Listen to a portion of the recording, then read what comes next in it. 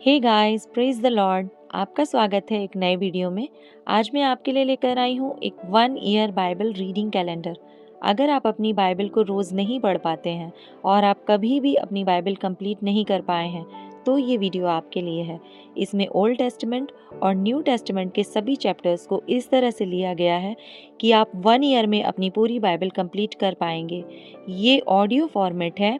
इसके साथ आप अपनी बाइबल को ओपन करके रीड कर सकते हैं। डे 1 से लेकर डे 365 तक के सभी चैप्टर्स मैं आपके लिए लेकर आई हूँ। डे 365 पर आप अपनी पूरी बाइबल कंप्लीट कर पाएंगे, इसलिए आप इसके द्वारा आशीषित हों। और अगर आपको ये वीडियो पसंद आती है तो आप अपने फैमिली और फ्रेंड्स से शेयर करें, और अगर आप चाहें तो आप सब्सक्राइब, लाइक और कमेंट भी कर सकते हैं। So praise the Lord, shalom to everyone. Let's get started.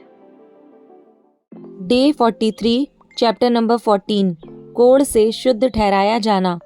फिर यहोवा ने मूसा से कहा, कोढ़ी के शुद्ध ठहराने की व्यवस्था यह है, वह याजक के पास पहुंचाया जाए और याजक छावनी के बाहर जाए और याजक उस कोढ़ी को देखे, और यदि उसके कोढ़ की व्याधि चंगी हुई हो तो याजक आज्ञा दे कि शुद्ध ठहराने वाले के लिए 2 शुद्ध और जीवित पक्षी, देवदारू की लकड़ी और लाल रंग का कपड़ा और जूफा, ये सब लिए जाएं। और याजक आज्ञा दे कि एक पक्षी बहते हुए जल के ऊपर मिट्टी के पात्र में बलि किया जाए। तब वह जीवित पक्षी को देवदारू की लकड़ी और लाल रंग के कपड़े और जूफा, इन सबों को लेकर एक संग उस पक्षी के लहू में जो बहते हुए जल के ऊपर बलि किया गया है डुबो दे, और कोढ़ से शुद्ध ठहरने वाले पर 7 बार छिड़क कर उसको शुद्ध ठहराए।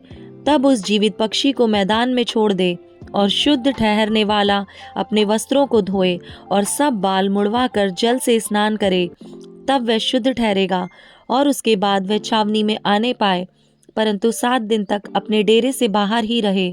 और 7वें दिन वह सिर, दाढ़ी और भौहों के सब बाल मुड़ाए और सब अंग मुंडन कराए और अपने वस्त्रों को धोए और जल से स्नान करे। तब वह शुद्ध ठहरेगा। 8वें दिन वह 2 निर्दोष भेड़ के बच्चे और 1 वर्ष की निर्दोष भेड़ की बच्ची और अन्न बलि के लिए तेल से सना हुआ एपा का 3/2 अंश मैदा और लोज भर तेल लाए। और शुद्ध ठहराने वाला याजक इन वस्तुओं समेत उस शुद्ध होने वाले मनुष्य को यहोवा के सम्मुख मिलाप वाले तंबू के द्वार पर खड़ा करे। तब याजक एक भेड़ का बच्चा लेकर दोष बलि के लिए उसे और उस लोज भर तेल को समीप लाए, और इन दोनों को हिलाने की भेंट के लिए यहोवा के सामने हिलाए। और वह उस भेड़ के बच्चे को उसी स्थान में जहाँ वह पाप बलि और होम बलि पशुओं का बलिदान किया करेगा, अर्थात पवित्र स्थान में बलिदान करे, क्योंकि जैसा पाप बलि याजक का निज भाग होगा, वैसा ही दोष बलि भी उसी का निज भाग ठहरेगा। वह परम पवित्र है। तब याजक दोष बलि के लहू में से कुछ लेकर शुद्ध ठहरने वाले के दाहिने कान के सिरे पर और उसके दाहिने हाथ और दाहिने पांव के अंगूठों पर लगाए। तब याजक उस लोज भर तेल में से कुछ लेकर अपने बाएं हाथ की हथेली पर डाले, और याजक अपने दाहिने हाथ की उंगली को अपनी बाईं हथेली पर के तेल में डुबाकर उस तेल में से कुछ अपनी उंगली से यहोवा के सम्मुख 7 बार छिड़के, और जो तेल उसकी हथेली पर रह जाएगा, याजक उसमें से कुछ शुद्ध होने वाले के दाहिने कान के सिरे पर और उसके दाहिने हाथ और दाहिने पांव के अंगूठों पर दोष बलि के लहू के ऊपर लगाए। और जो तेल याजक की हथेली पर रह जाए, उसको वह शुद्ध होने वाले के सिर पर डाल दे, और याजक उसके लिए यहोवा के सामने प्रायश्चित करे। याजक पाप बलि को भी चढ़ाकर उसके लिए जो अपनी अशुद्धता से शुद्ध होने वाला हो प्रायश्चित करे, और उसके बाद होम बलि पशु का बलिदान करके अन्न बलि समेत वेदी पर चढ़ाए, और याजक उसके लिए प्रायश्चित करे और वह शुद्ध ठहरेगा। परंतु यदि वह दरिद्र हो और इतना लाने के लिए उसके पास पूंजी ना हो, तो वह अपना प्रायश्चित करवाने के निमित्त हिलाने के लिए भेड़ का बच्चा दोष बलि के लिए और तेल से सना हुआ एपा का 10वां अंश मैदा अन्न बलि करके और लोज भर तेल लाए, और 2 पंडों की या कबूतरी के 2 बच्चे लाए जो वह ला सके, और इनमें से एक तो पाप बलि के लिए और दूसरा होम बलि के लिए हो। और 8वें दिन वह इन सबों को अपने शुद्ध ठहरने के लिए मिलाप वाले तंबू के द्वार पर यहोवा के सम्मुख याजक के पास ले आए। तब याजक उस लोज भर तेल और दोष बलि वाले भेड़ के बच्चे को लेकर हिलाने की भेंट के लिए यहोवा के सामने हिलाए। फिर दोष बलि के भेड़ के बच्चे का बलिदान किया जाए और याजक उसके लहू में से कुछ लेकर शुद्ध ठहरने वाले के दाहिने कान के सिरे पर और उसके दाहिने हाथ और दाहिने पांव के अंगूठों पर लगाए। फिर याजक उस तेल में से कुछ अपने बाएं हाथ की हथेली पर डालकर अपने दाहिने हाथ की उंगली से अपनी बाईं हथेली पर के तेल में से कुछ यहोवा के सम्मुख 7 बार छिड़के। फिर याजक अपनी हथेली पर के तेल में से कुछ शुद्ध ठहरने वाले के दाहिने कान के सिरे पर और उसके दाहिने हाथ और दाहिने पांव के अंगूठों पर दोष बलि के लहू के स्थान पर लगाए, और जो तेल याजक की हथेली पर रह जाए उसे वह शुद्ध ठहरने वाले के लिए यहोवा के सामने प्रायश्चित करने को उसके सिर पर डाल दे। तब वह पंडुकों या कबूतरी के बच्चों में से जो वह ला सका हो एक को चढ़ाए, अर्थात जो पक्षी वह ला सका हो उनमें से वह एक को पाप बलि के लिए और अन्न बलि समेत दूसरे को होम बलि के लिए चढ़ाए। इस रीति से याजक शुद्ध ठहरने वाले के लिए यहोवा के सामने प्रायश्चित करे।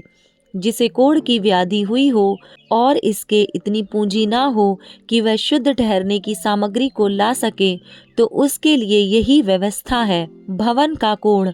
फिर यहोवा ने मूसा और हारून से कहा, जब तुम लोग कनान देश में पहुँचो जिसे मैं तुम्हारी निज भूमि होने के लिए तुम्हें देता हूँ, उस समय यदि मैं कोढ़ की व्याधि तुम्हारे अधिकार के किसी घर में दिखाऊं, तो जिसका वह घर हो वह आकर याजक को बता दे कि मुझे ऐसा दिखाई पड़ता है कि घर में मानो कोई व्याधि है।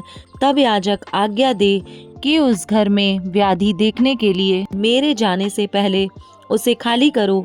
कहीं ऐसा ना हो कि जो कुछ घर में हो वह सब अशुद्ध ठहरे और पीछे याजक घर देखने को भीतर जाए, तब वह उस व्याधि को देखे, और यदि वह व्याधि घर की दीवारों पर हरी हरी या लाल लाल मानो खुदी हुई लकीरों के रूप में हो और ये लकीरें दीवार में गहरी देख पड़ती हों, तो याजक घर से बाहर द्वार पर जाकर घर को 7 दिन तक बंद कर रखे, और 7वें दिन याजक आकर देखे, और यदि वह व्याधि घर की दीवारों पर फैल गई हो, तो याजक आज्ञा दे कि जिन इस पत्थरों को व्याधि है वे उन्हें निकालकर नगर से बाहर किसी अशुद्ध स्थान में फेंक दें, और वह घर के भीतर ही भीतर चारों ओर खुरचवाए, और वह खुरचन की मिट्टी नगर से बाहर किसी अशुद्ध स्थान में डाली जाए, और उन पत्थरों के स्थान में और दूसरे पत्थर लेकर लगाएं, और याजक ताजा गारा लेकर घर की जुड़ाई करे।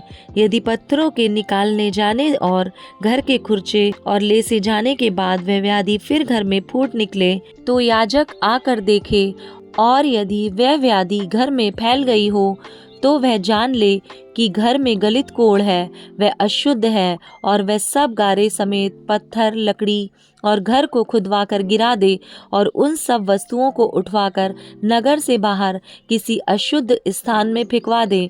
और जब तक वह घर बंद रहे तब तक यदि कोई उसमें जाए तो वह सांझ तक अशुद्ध रहे, और जो कोई उस घर में सोए वह अपने वस्त्रों को धोए, और जो कोई उस घर में खाना खाए वह भी अपने वस्त्रों को धोए। पर यदि याजक आकर देखे कि जब से घर लेसा गया है तब से उसमें व्याधि नहीं फैली है, तो यह जानकर कि वह व्याधि दूर हो गई है, घर को शुद्ध ठहराए, और उस घर को पवित्र करने के लिए 2 पक्षी, देवदारू की लकड़ी, लाल रंग का कपड़ा और जूफा लाए, और 1 पक्षी बहते हुए जल के ऊपर मिट्टी के पात्र में बलिदान करे।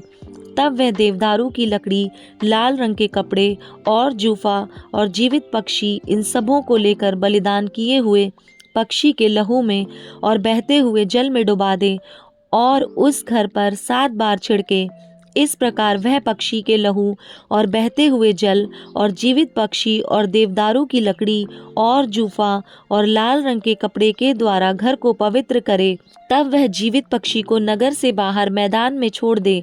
इसी रीति से वह घर के लिए प्रायश्चित करे, तब वह शुद्ध ठहरेगा। सब भांति के कोढ़ की व्याधि और सेहुएं और वस्त्र और घर के कोढ़ और सूजन और पपड़ी और दाग के विषय में शुद्ध और अशुद्ध ठहराने की शिक्षा देने की व्यवस्था यही है। सब प्रकार के कोढ़ की व्यवस्था यही है।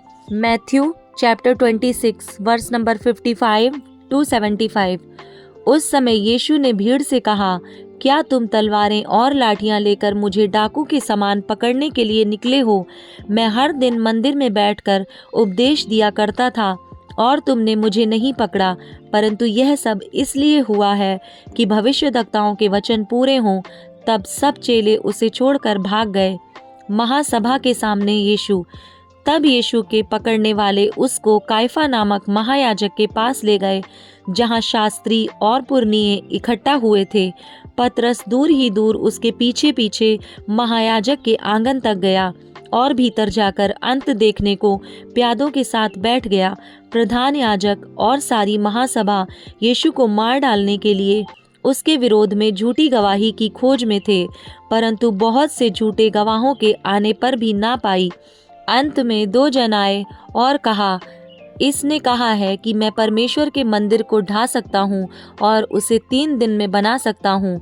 तब महायाजक ने खड़े होकर यीशु से कहा, क्या तू कोई उत्तर नहीं देता? ये लोग तेरे विरोध में क्या गवाही देते हैं? परंतु यीशु चुप रहा। तब महायाजक ने उससे कहा, मैं तुझे जीवते परमेश्वर की शपथ देता हूँ कि यदि तू परमेश्वर का पुत्र मसीह है तो हमसे कह दे। यीशु ने उससे कहा, तूने आप ही कह दिया, वरन मैं तुमसे यह भी कहता हूँ कि अब से तुम मनुष्य के पुत्र को सर्वशक्तिमान के दाहिनी ओर बैठे और आकाश के बादलों पर आते देखोगे। इस पर महायाजक ने अपने वस्त्र फाड़े और कहा, इसने परमेश्वर की निंदा की है, अब हमें गवाहों का क्या प्रयोजन? देखो, तुमने अभी यह निंदा सुनी है, तुम क्या सोचते हो? उन्होंने उत्तर दिया, यह वध होने के योग्य है। तब उन्होंने उसके मुंह पर थूका और उसे घूंसे मारे। दूसरों ने थप्पड़ मार के कहा, हे मसीह, हमसे भविष्यवाणी करके कह कि किसने तुझे मारा? पतरस का इनकार। पतरस बाहर आंगन में बैठा हुआ था कि एक दासी उसके पास आई और कहा, तू भी यीशु गलीली के साथ था। उसने सबके सामने यह कहते हुए इनकार किया, मैं नहीं जानता तू क्या कह रही है। जब वह बाहर डेवड़ी में गया तो दूसरी दासी ने उसे देखकर उनसे जो वहां थे कहा, यह भी तो यीशु नासरी के साथ था। उसने शपथ खाकर फिर इनकार किया, मैं उस मनुष्य को नहीं जानता। थोड़ी देर बाद लोगों ने जो वहां खड़े थे पतरस के पास आकर उससे कहा, सचमुच तू भी उनमें से एक है, क्योंकि तेरी बोली तेरा भेद खोल देती है। तब वह धिक्कारने और शपथ खाने लगा, मैं उस मनुष्य को नहीं जानता, और तुरंत मुर्ग ने बांग दी। तब पतरस को यीशु की कही हुई बात स्मरण हो आई, मुर्ग के बांग देने से पहले तू 3 बार मेरा इनकार करेगा। और वह बाहर जाकर फूट फूट कर रोया।